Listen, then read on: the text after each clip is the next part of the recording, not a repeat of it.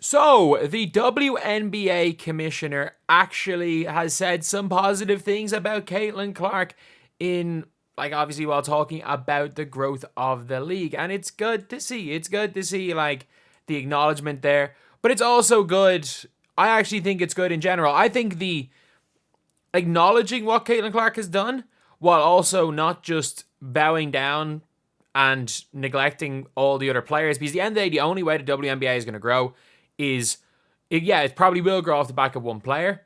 Heck, right now, you might see it growing off the back of 2, 3, 4 players. But even if Caitlin Clark is what starts the ball rolling, the only way this league's going to grow is if the rest of the players are able to get some growth. And obviously, Asia Wilson has become extremely popular. She's getting a signature shoe now. Sabrina Ionescu's having the season of her life. Angel Reese has been great. And then we got Paige and Juju coming in the next couple of years. So it's an interesting time, as well as Flau'jae coming in. But before we get on, if you guys are new to the channel, subscribe. Thank you guys so much for 13k. If we could hit 13.2k by the end of the day, that would be insane. The support in this channel recently has been crazy. But obviously, this is one of the quotes. We're obviously marketing around all of our players, but I think Caitlin's lifting everybody. Our arenas are packed, our viewership, and obviously she goes on. So we can get the exact quotes right here, just to make sure I'm clicking the right things, just throwing headphones on. So I have these quotes here. So the first thing is about Caitlin. So she's talking about the treatment to Caitlin Clark, the rivalry, and then just Caitlin in general. So let's see the first thing what she's talking about for the treatment to Caitlin Clark. Let's talk about Caitlin Clark. Yeah. We had a chance to meet her. She's lovely. Yeah. Do you feel like, I mean, there's been a lot of reports that people have been after her, other players. Yeah. Do you feel like she's been treated unfairly? I think our fans are adjusting. The fans we've had for a long time know how we have the best, biggest, most physical, best players in the world. Right. This is the one thing I will say is the doubling down on the physical part is that no one has a problem with physicality. It's just that when it is gone, it went to a stage where it had become dirty. And any of the games you were watching, if you were watching an Aces game, Asia Wilson was getting smacked in the face 3 or 4 times. I was watching, what's her name, get hit with the people's elbow on a layup, Skylar Diggins-Smith, because of a feud between those two, between her and the Mercury. So I think if you look at the way the game's been refereed, not even the physicality, the dirty plays are actually being called now. So they've obviously changed something. They've very clearly changed something. And it's the double down for a couple of weeks after the Kennedy Carter incident and then the Skylar Diggins-Smith thing happening immediately afterwards. I think that, like, the referees have started calling it like it's a basketball game. I think they're still terrible, but they're at least refereeing it like it's a sport that resembles basketball. What people don't realize, in college, there's over 200 NCAA Division I women's college programs. There's 12 WNBA teams. Yeah. So you take the talent and it's centralized with the best, the biggest, the most physical, and really the best players in the world. Yes. Yeah. So I think there's always adjustment for all rookies. I think our rookie class this year is doing outstanding, including Caitlin. She was the Rookie of the Month for May. Is it just because there's a spotlight on her that everyone's saying, oh, look what happened there? Is it happening with other players too? Yes, and I think it is. There is a spotlight. And no league is ever about one player. Yeah. You see players, there's injuries, there's other things that happen. Okay, well, this is on the growth of the league. Caitlin and Angel, everybody's talking about that rivalry. Yes. We have a New York-Vegas rivalry coming after last year in the finals and the Commissioner Cup Championship. So many things now, storylines. And why do people watch? Yeah. They watch because there's household names they know. Yes. There's rivalries and there's games of consequence going on. This game matters, and this is why they're watching.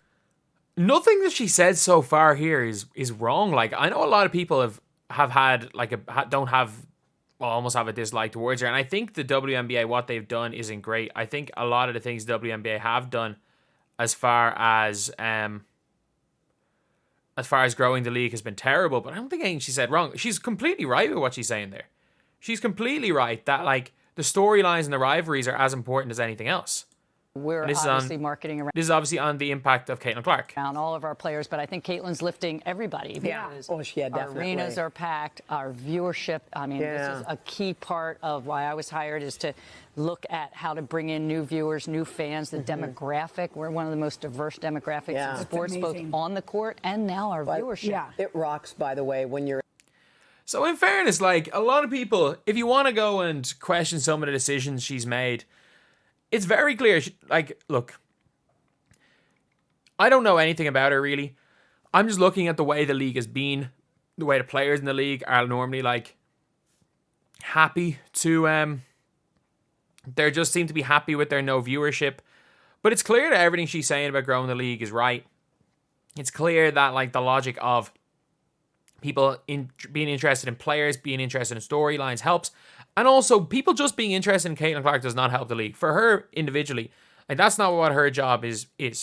And you can see it's obvious here. Like there's no point lying about it. And look, she didn't. She didn't lie. She didn't come out there and lie and just talk about how the league it's because of everybody else. No, she said it was because of Caitlin Clark, and it's very, very clear. All other games 428k. So you can see right here, there is a 50% increase. Obviously, there is a 400% increase when Caitlin Clark plays on an average game last year, but there's a 50% increase on last year for an average game, which is huge. The year, or 42%, the year-on-year increase is crazy. Like, it's absolutely crazy. And I think that is a testament to not just Caitlin Clark, but it's a testament to, obviously she's a big reason, it's a testament to the growth of the women's game. And again, 500k viewers is not bad. Like and this is at regular season average games. Like, look, I don't know what the average regular season games are for NBA games.